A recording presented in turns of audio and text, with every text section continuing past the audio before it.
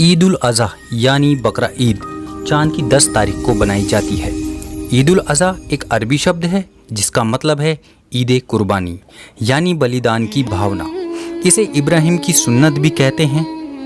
اس دن اپنی پیاری چیز کی قربانی دی جاتی ہے جس میں لوگ بکری، اونٹ، بھینس، دمہ جیسے جانور کی قربانی دیتے ہیں۔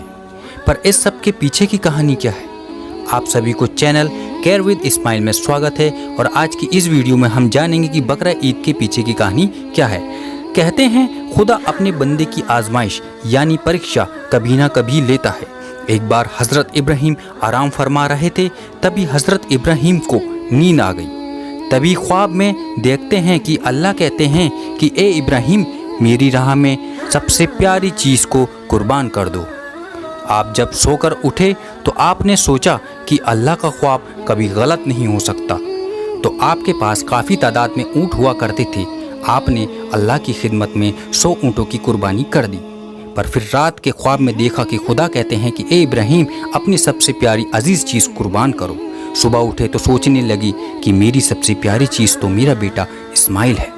بس پھر کیا تھا، حضرت ابراہیم نے ارادہ کر لیا کہ اپنے عزیز بیٹے کو راہ خدا میں قربان کروں گا، اور اپنی بیوی حاضرہ سے کہا، اے حاضرہ، میرے بیٹے کو غسل کراؤ، عطر لگاؤ، اچھے سے تیار کراؤ، آج ہم اپنے دوست کے گھر دعوت پر جا رہے ہیں۔ بیوی حاضرہ خوش ہو کر اپنے بیٹے کو تیار کرنے لگی، اور حضرت ابراہیم اپنے بیٹے کو فلسطین سے مکہ کی طرف روانہ ہونے لگے۔ تبھی ایک شیطان حضرت ابراہیم کے بیٹے کے پاس آ کر بولا کہ کیا تمہیں پتہ ہے تمہارے بابا تمہیں اللہ کی راہ میں قربان کرنے کے لیے لے جا رہے ہیں؟ پھر سنیے اس چھوٹے شہزادے نے کیا کہا کہ اگر میں اللہ کی راہ میں قربان ہو بھی جاؤں تو اس سے بڑی خوشی کی بات اور کیا ہوگی۔ اس کے بعد شیطان حضرت ابراہیم کے درمیان گیا اور بولا کہ اے ابراہیم، تم اپنے بیٹے کو کیوں قربان کر رہے ہو؟ کیا تمہیں پتہ ہے کہ تمہاری قربانی قبول ہوگی بھی یا نہیں؟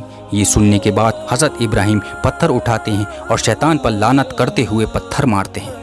بتایا جاتا ہے کہ اسی کے بعد سے حج کے دوران بھی شیطان کو پتھر مارا جاتا ہے۔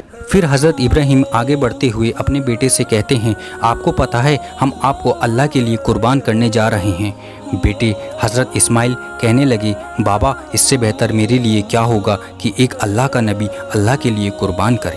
پر بابا، میری ایک گزارش ہے کہ جب بھی میرا گلا کٹے گا تو آپ دیکھ نہیں پائیں گے، اس لیے میرے ہاتھ اور پیر اچھے سے باندھ دینا۔ بابا، میں چاہوں گا آپ اپنی آنکھوں پر پٹی باندھ لیں تاکہ آپ کو مجھ پر رحم نہ آ جائے۔ پھر حضرت ابراہیم نے اپنے بیٹے کے ہاتھ اور پیر باندھ دیے اور اپنی آنکھوں پر پٹی بھی، اور اپنے ہاتھ میں چھری لے کر آسمان کی طرف دیکھا اور کہا، اے اللہ، اگر تو اور بھی بیٹے دیتا تو بھی سارے بیٹے میں تم پر قربان کر دیتا۔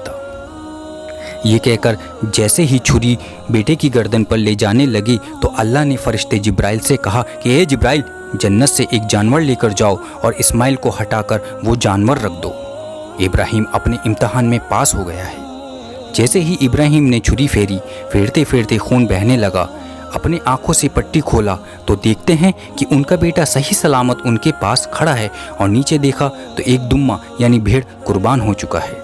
حضرت ابراہیم نے اللہ کا شکر ادا کیا، اور تبھی غیب سے آواز آئی، اے ابراہیم، تیرے اس امتحان کو یاد رکھا جائے گا، اور تیری سنت کی ایمان والے ہر سال یاد کریں گے اور قربانی پیش کریں گے۔